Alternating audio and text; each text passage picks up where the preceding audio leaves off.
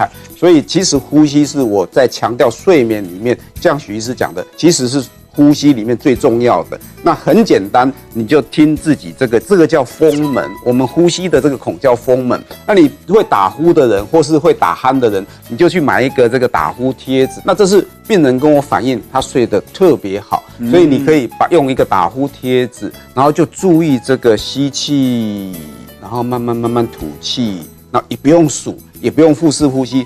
都不用，就是注意鼻子这个呼吸的声音就可以了，就会很好睡。很直觉，可以试试看。我觉得我老公一定是用这个呼吸法，因为你也听到他鼻子。不是，因为我老公现在都怎样？他说好了，我们不要再看手机了，睡觉。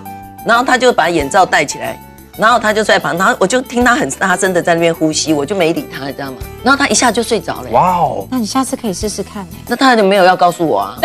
他有没有要教我？有些人会做不会教。是哦，通常我呼吸大概不会超过10次就睡着。对耶，他们就这样。哦，我就看他吸断句在那里，呼吸超过10次就，我很担心你的呼吸就睡着了。对对对。